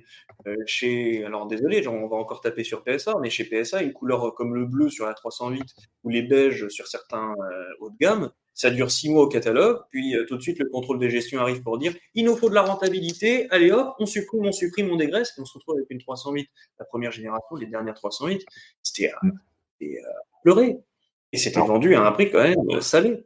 Donc malheureusement, cette voiture-là coche toute la sympathie qu'on attend d'une voiture classique, à peu près toutes les qualités qu'on en veut aussi, et y ajoute en plus la couleur, le côté sympathique. Alors, je reprends à ce propos la main brièvement. Romuald, j'ai ajouté une photo de l'intérieur de l'Aura 4 pour qu'on puisse montrer, enfin, que tout le monde puisse visualiser justement cet intérieur. Voilà, super, merci beaucoup. Je fais un tour également dans le chat où Guillaume est pas mal intervenu. Je rends à César ce que l'on doit à Guillaume. C'est lui qui couvrait le stand Aura à Munich. Et c'est lui qui est venu me parler du modèle. J'étais dans le gaz à ce moment-là. Je lui ai fait ah oui, super, une Aura, génial. J'ai absolument pas compris d'ailleurs l'aura du véhicule. Il est vrai que je l'ai découvert le lendemain et j'ai compris son enthousiasme.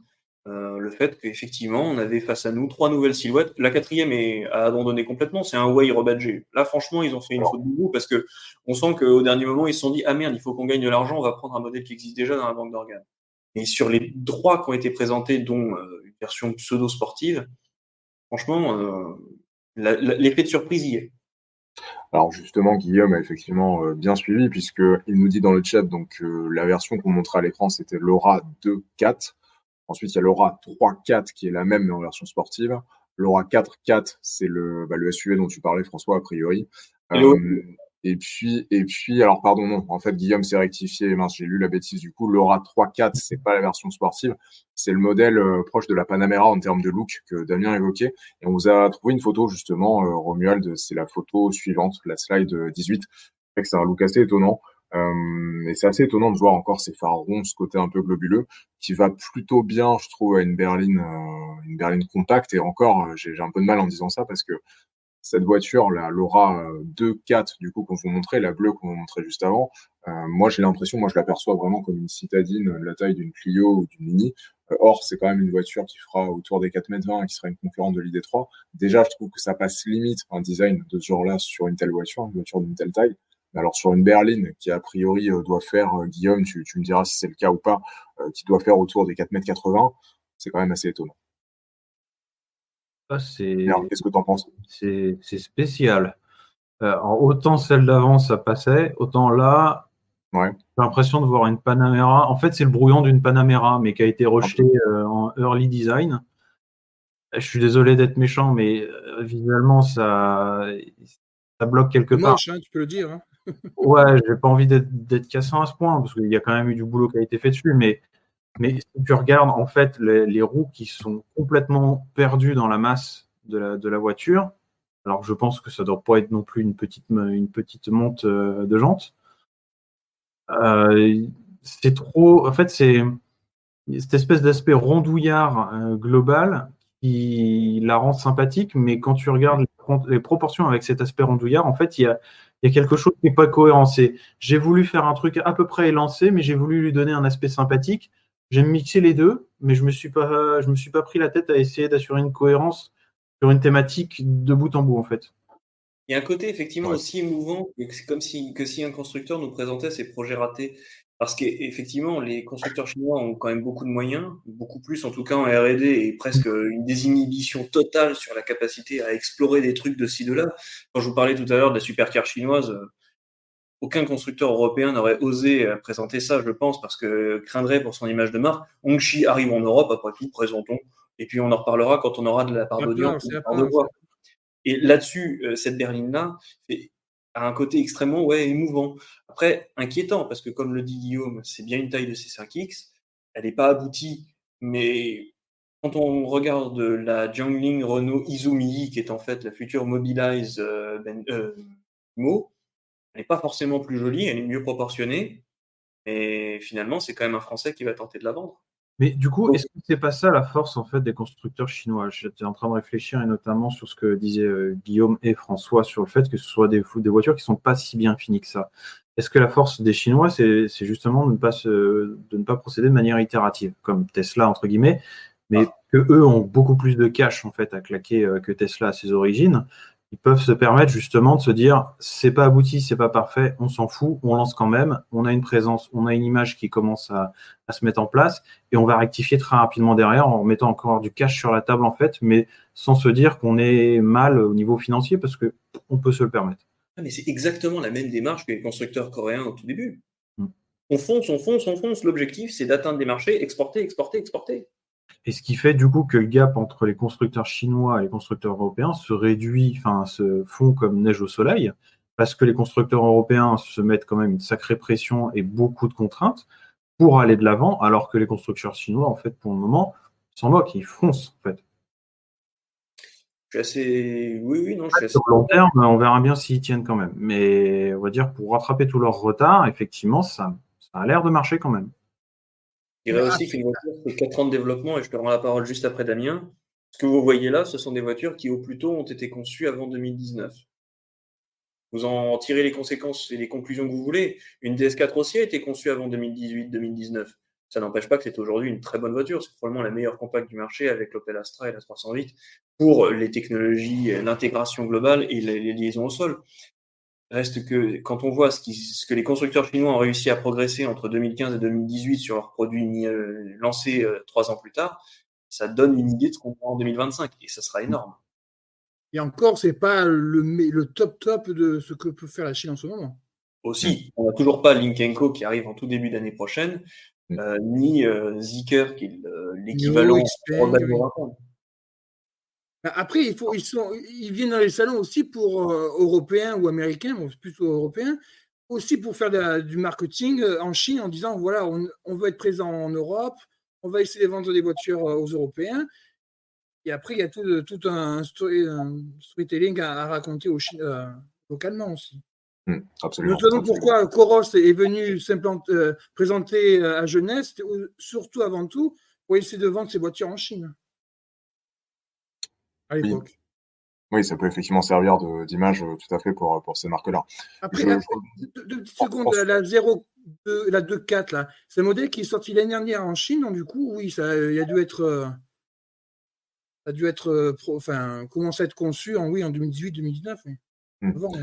François, tu évoquais une autre marque qu'on a évoquée brièvement, mais dont on n'a pas montré de photo jusqu'à présent, c'est Lynk & Co, qui va arriver effectivement en Europe début 2022 avec un SUV. Romuald, c'est la slide numéro 15.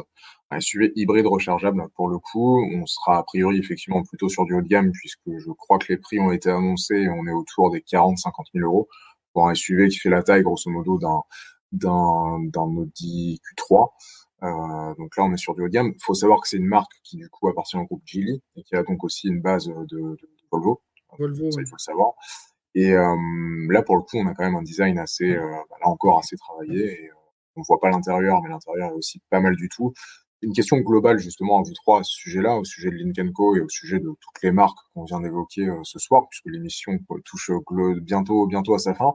Mais en guise de début de conclusion, on va dire, est-ce que vous pensez qu'avec tous ces efforts-là, entre guillemets, qu'on voit de la part des marques chinoises, est-ce que vous, en tant qu'acheteur, et en mettant de côté vraiment votre passion pour l'automobile, je dirais, est-ce que vous, si vous étiez client, si vous recherchiez en l'occurrence un SUV électrique ou hybride rechargeable, est-ce que vous seriez prêt à vous intéresser à ces marques chinoises qui arrivent et potentiellement à les acheter? Ça dépend par quoi tu es drivé. Si tu es drivé par le prix d'appel, il y a moyen que tu t'y intéresses quand même, assez Et fortement. toi, est-ce que tu t'y intéresserais? Prix d'appel, oui, je pourrais éventuellement, mais je pèserai quand même le pour et le contre dans mon choix final. Mais je l'intégrerai au moins plutôt que de le rejeter d'emblée. D'accord. François? Je pense que ça serait lié aussi à l'usage que j'en ferais. Je possède des véhicules qui sont chers à mon cœur et que je veux avoir. J'ai aucun rêve d'avoir une voiture chinoise et d'ailleurs de voiture SUV ou même électrique de quelque sorte que ce soit. Ce qui veut dire que si j'étais client, et je pourrais l'être, ça serait pour un usage. Si c'était cet usage, ben, rentre en ligne de compte l'autonomie, le coût d'usage, la qualité, la valeur à la revente. Sur les 3 premiers items, je pense qu'à l'heure actuelle, on ne fait pas mieux qu'un MG Marvel R ou peut-être qu'une Volkswagen ID3 et à terme quand elle sortira d'une Renault Mégane. Le quatrième item, la valeur à la revente, sera le critère décisif. Et sur ça, les constructeurs chinois ont parfaitement compris qu'il ne fallait pas miser sur la valeur à court terme et qu'il fallait miser tout simplement sur le leasing. Et c'est pour ça que le Highways est vendu comme ça. Et à ce moment-là, tout rentre dans un même système d'explication. Et à mon sens, il n'y a plus que le style pour déterminer. Et le Lynk & Co, que d'ailleurs Guillaume a croisé à Paris et posté sur Instagram et sur Facebook, me plaît. Tout simplement, il y a 5 ans, je vais faire appel au souvenir d'un certain Fabien présent dans la salle. On avait croisé Place de l'Opéra et on avait été les seuls, je crois, à avoir croisé un Borgward X7. Avec un François dans la voiture qui devient enthousiaste en une fraction de seconde à faire un « un truc comme ça ». Et Oui. toi, il y a une crise cardiaque dès qu'il dit ça, et sans comprendre pourquoi il se montre aussi enthousiaste en une fraction de seconde. Limite, tu te dis on va avoir un accident pour un X ou Y raison, mais non. C'est juste qu'il a vu une voiture atypique. Du coup, Borgward a disparu aussi, mais bon, ça. Pardon? Borgward a disparu. Hein. Alors, Ouais, tout à fait. Il a disparu. Il va disparaître et l'usine est en train de se faire acheter par Xiaomi. Donc ça, mais Borgward, à l'époque, devait devenir le sorte de cheval de Troie de l'automobile chinoise, un nouveau Coros. Avec la même démarche. On rappelle, non seulement on a conçu la voiture en Europe, mais cette fois, on l'a même badgée d'une ancienne marque européenne. Eh bien, je n'étais attiré par cette Borgward que par la curiosité que c'était. Aujourd'hui, la Lynk & Co m'attire, et peut-être que ce que j'ai vieilli aussi, et que maintenant je vois aussi le côté usage, mais m'intéresse aussi dans l'usage au quotidien, ouais, clairement. Alors, le Borgward, il n'a ramené rien de nouveau. Hein. C'est juste une énième voiture thermique. C'est vrai. À l'époque, c'était, oui, c'est les derniers feux de l'automobile thermique. C'est juste que il y avait le côté un peu original de se dire, tiens, complètement. une voiture que peu connaissent. Alors, Damien, avant que tu me donnes ton avis sur la question, justement, est-ce que tu serais prêt, toi aussi, ou pas, à acheter une voiture chinoise? Une devinette proposée par Guillaume dans le chat. Si je suis client d'une DS9, je suis client d'une voiture chinoise ou française? Ça dépend quelle version il achète. C'est-à-dire? Tu achètes l'hybride rechargeable avec 4 motrices, non? Ouais. C'est être refaite, enfin, Ah oui, c'est vrai, oui, retravaillé. Ouais. Ah oui, d'accord. Donc, mais c'est aussi la question qu'on peut se poser aux actuels acheteurs de Tesla Model 3 et Model Y. Hein. Absolument. On dit que les marques chinoises, mais c'est surtout aussi les constructeurs étrangers qui fabriquent en Chine Oui, et qui importent en Europe. Actuellement, le modèle chinois le plus importé en Europe, c'est la Tesla Model 3. Et maintenant, jusqu'à que l'usine allemande arrivera. Tout à fait. Tout à fait. Du coup, oui, C'est Damien. juste une parenthèse. Damien, est-ce que tu serais prêt à acheter une voiture chinoise, toi? L'une des voitures qu'on a évoquées aujourd'hui. Les Waze, le MG. Si l'État m'oblige à acheter une voiture électrique, plutôt MG ou Linko. Une marque qui dépend d'un grand groupe et qui pourrait ne pas disparaître du jour au lendemain. Alors ça, c'est un point très important, effectivement, et auquel j'ai pensé tout à l'heure quand vous parliez de feu vert. Et effectivement, on est aussi sur des marques qui n'ont aucune vergogne à disparaître quasiment du jour au lendemain. Et ça, les consommateurs européens n'y sont pas du tout habitués, ou en tout cas plus depuis une cinquantaine d'années, parce qu'on est sur une économie qui est extrêmement mûre, extrêmement solide et très régulée. Mais là, avec les bouleversements énergiques, d'énergie, de fourniture d'énergie, les clients tombent de leur chaise que d'avoir changé de fournisseur d'électricité ou de gaz et que celui-ci peut disparaître du jour au lendemain. Et ce, que ce soit dans la France, soi-disant enquistée dans ses lois, mais aussi dans l'Angleterre, forcément plus libérale que la nôtre. Dans les deux cas, on est face à des marchés qui étaient jusqu'à présent assez stables, et où on pensait que les acteurs étaient assez solides. Et là, en fait, il y a de nouveau le retour de cette fragilité économique. On sait que certains constructeurs sont too big to fail, notamment en Europe, parce qu'ils représentent un potentiel de chômage énorme. C'est le cas du groupe Volkswagen, qui en plus est une partie de capital public. Renault et PSA, c'est la même chose. Mais l'analyse vaut aussi pour à peu près les Chinois aussi. Hein. En Chine, c'est justement la taille qui compte pour être rassuré. Et pour les autres, il va falloir soit faire d'énormes efforts en termes de communication, soit réussir à vendre du style. Et Great Wall, en la matière, le présente de façon assumée. On mise tout sur le style avec la Aura 4. CRS l'assume beaucoup moins, par exemple. Effectivement. Alors pour terminer doucement cette émission, un exemple de marque encore qui va apparaître dans les prochains mois, qui n'est pas chinoise pour le coup, mais elle est toujours asiatique. C'est une marque vietnamienne dont on entend beaucoup parler en ce moment. Ça s'appelle VinFast et on parlait justement récemment, enfin il y a quelques minutes du mercato qui se joue chez les constructeurs avec des transferts voilà de directeurs etc. Il faut savoir que le PDG du coup de VinFast, Romuald, c'est la dernière slide de la présentation. d'Opel et le directeur marketing vient de chez Nissan. Voilà, pour information. Et là, pour ce gros SUV de place que vous voyez, qui a priori appartiendrait au segment E, donc on serait autour des 4,90 m de long, la taille grosso modo d'un BMW X5. Est-ce que ça peut après rivaliser avec de telles marques, BMW, Mercedes ou même Porsche, puisqu'il y a aussi le Cayenne dans ces eaux-là? Ça, c'est toute la question. Pareil, même question finalement que pour les marques chinoises évoquées précédemment. Est-ce que vous pensez, Damien, François, Fabien, une marque comme VinFast aura les moyens de ses ambitions, au vu de ce que vous savez du sujet? Pardon? Ils ont quoi comme background au Vietnam? Ça fait longtemps qu'ils existent. La marque automobile ou le groupe? Le plus grand groupe industriel vietnamien. Enfin, VinFast appartient au groupe vietnamien Vin, qui est le plus grand groupe vietnamien industriel. Privé. Et la marque, ça fait combien de temps qu'elle est Alors, elle commence à se naître, mais elle naît avec des valeurs. Je complète ce que disait Adrien sur le mercato. Qui a dessiné les VinFast, Pininfarina, qui a conçu la base technique Magna Steyr, deviennent les moteurs en partie de BMW. Ils étaient à Paris en 2018, non? Oui, d'accord. Ouais, tout à fait. Tout à fait, c'est ce que Guillaume disait dans le chat. Après, bon, c'est quand même le Vietnam, c'est comme la Chine, c'est un pays fermé, enfin, entre guillemets, fermé, protégé.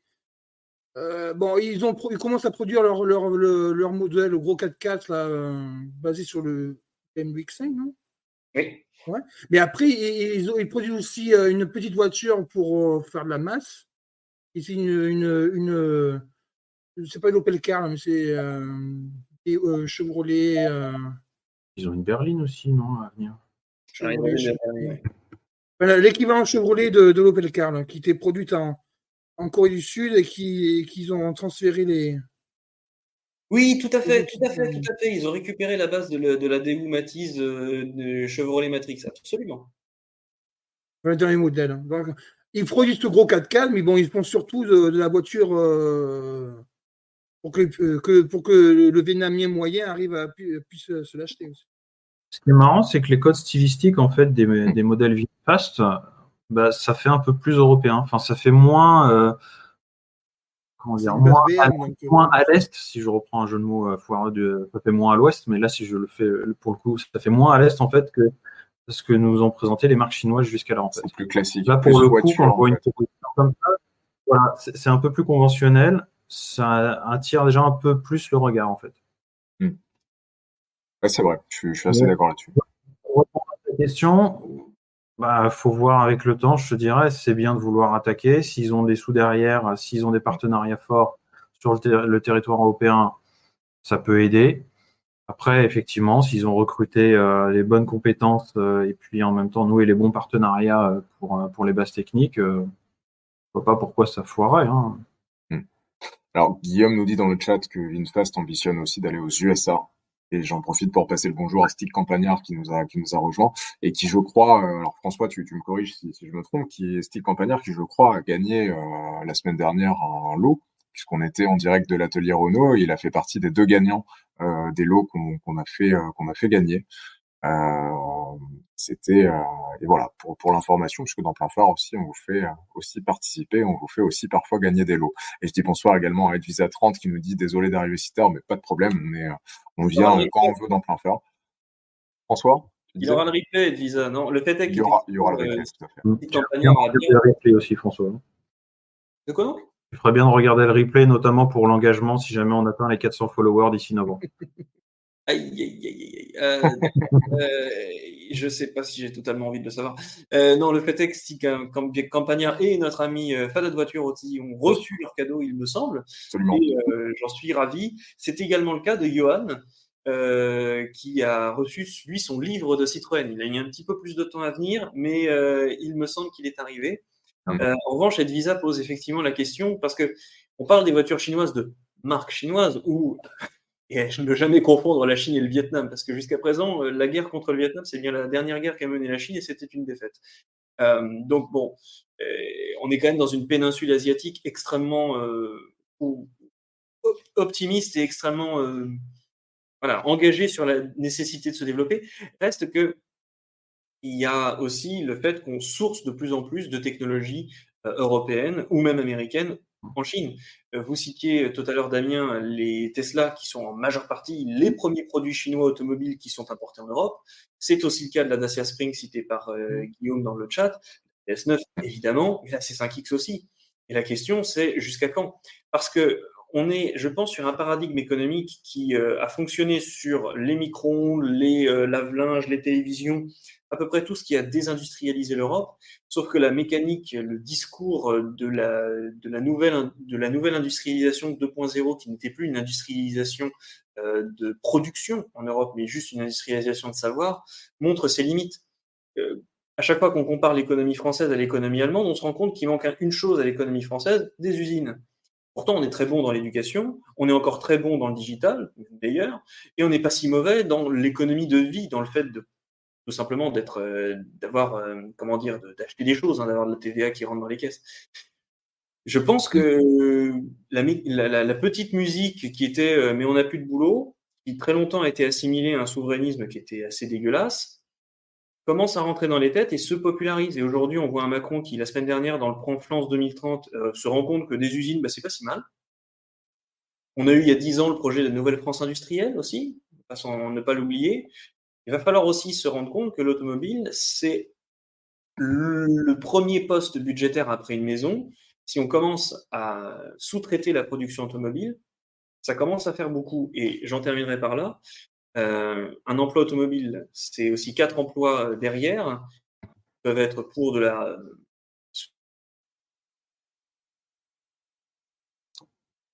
On ne l'entend plus, ça y est.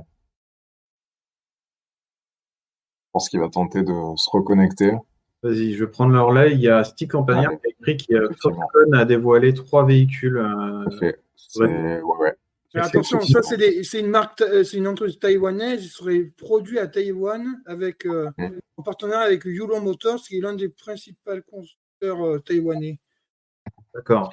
Et qui est l'un des fournisseurs d'Apple, hein. C'est ce que François et qui a disait, plein je crois. d'usines, notamment en Chine, à Zhengzhou et notamment à Foshan, c'est Shenzhen, notamment pour dire l'iPhone et plein d'autres appareils. Ouais, c'est ça. D'accord, ok. Aucune chance qu'une de ces 3 voitures préfigure la future Apple Car, du coup.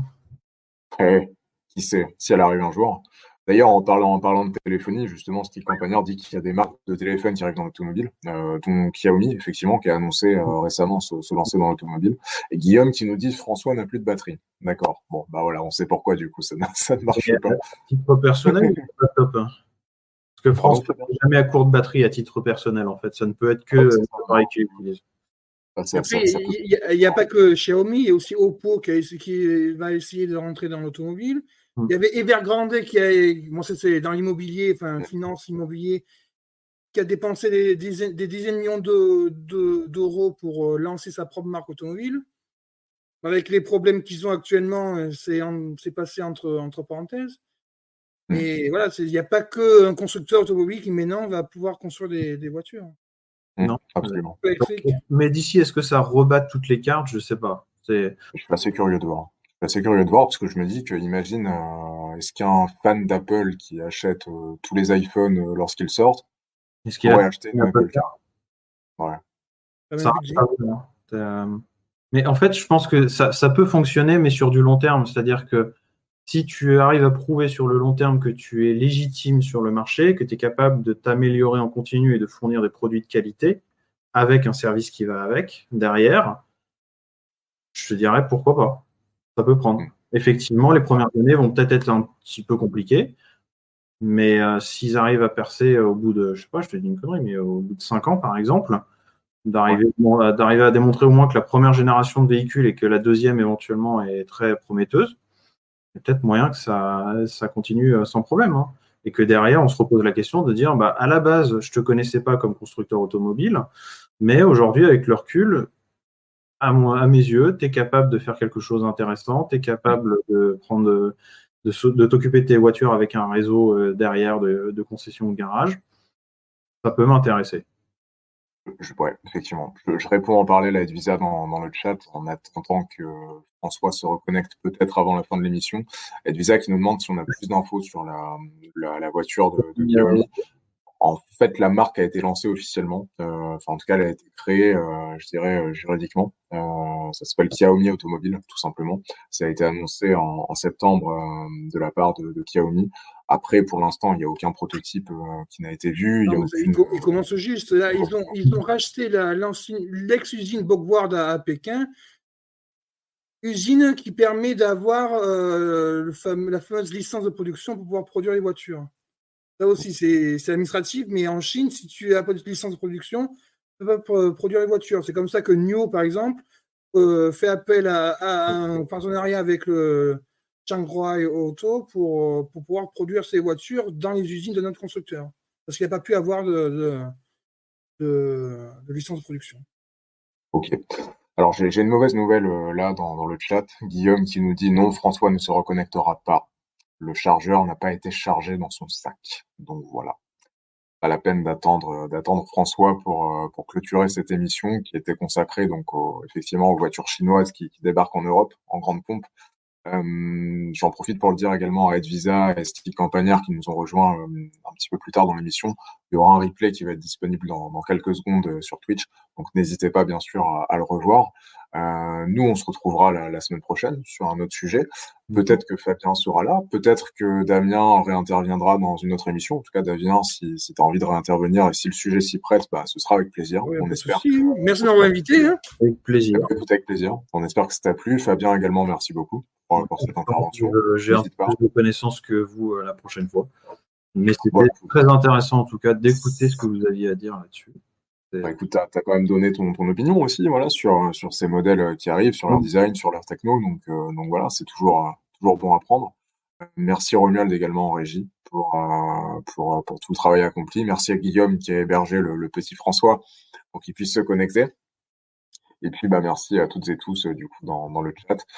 Edvisa qui nous dit, je vais regarder le replay car la MG m'intéresse. Effectivement, MG, c'est ce qu'on a évoqué en tout début d'émission. Donc voilà, n'hésite pas à regarder. Une dernière question de Stick Campagnard, mais il n'y a pas une histoire comme quoi la Chine veut brider le nombre de marques. Damien, je vais peut-être te laisser y répondre avant de clôturer l'émission. Est-ce que tu sais? Ouais, elle veut essayer, parce que le gouvernement central de Pékin veut garder la main sur un peu tout, donc moyen d'acteur au plus simple, c'est de maîtriser le tout. Ok, d'accord. Bon, voilà, Stick Campagnard, tu as ta réponse, a priori. La dernière question pour clore le truc, c'est est-ce qu'ils ne veulent pas limiter le nombre d'acteurs pour éviter les arnaques ou en tout cas les faillites rapides? Mais il y en a eu déjà plein. Le gouvernement chinois, que ce soit local ou central, ils ont déversé des milliards et des milliards à une myriade de constructeurs, soit de bus, de vélos, de voitures, de voiturettes pour produire les voitures électriques, mais combien on a vraiment produit une, combien on fait on fermé la porte avant d'avoir Donc, ce qui serait légitime en tout cas comme volonté. En tout cas, au moins pour que ça coûte moins cher à l'État. Vous savez, la dette, c'est quelque chose qui est. Donc, pour répondre à ta question. Pratiquement. Vas-y. Inépuisable. Et donc, ça provoque des problèmes comme Evergrande ou d'autres. Ok. Bien, ce sera le dernier mot de l'émission. Ok. Exactement, c'était juste pour dire à Optistic, oui, on en a parlé 2 secondes du coup, mais c'est mieux que rien. Ouais. Voilà, effectivement, c'est mieux que rien. Voilà, on va conclure cette émission sur ces mots-là. C'est mieux que rien l'émission qu'on a fait sur les voitures chinoises aujourd'hui qui arrivent en Europe. On reviendra la semaine prochaine, lundi prochain, dans une nouvelle édition de Plein Phare. Merci à toutes et tous qui nous avaient suivis. C'était plaisant de parler, je crois, de voitures chinoises, notamment avec Damien qui s'appelle Navigator dans le chat et que vous voyez très souvent et qu'on est très content de voir très souvent dans le chat. On reverra peut-être bientôt à l'écran. Fabien également. Merci Romuald, merci à tous. Et puis, n'hésitez pas, encore une fois, à vous abonner pour nous soutenir. D'ici là, on vous dit à lundi et on vous souhaite une excellente semaine et on souhaite déjà dans l'immédiat une bonne soirée. Merci à tous. N'oubliez pas, 400 followers le mois prochain. Oui, tout à fait. Durant le montage d'une voiture Lego. Allez, hop, ça c'est fait, c'est dit. À vos cooptations, les gars. Ah, c'est différent du coup. Ouais, on va rajouter un petit truc. Allez, 400 followers, on y croit. Allez, merci encore. À très vite. Bye.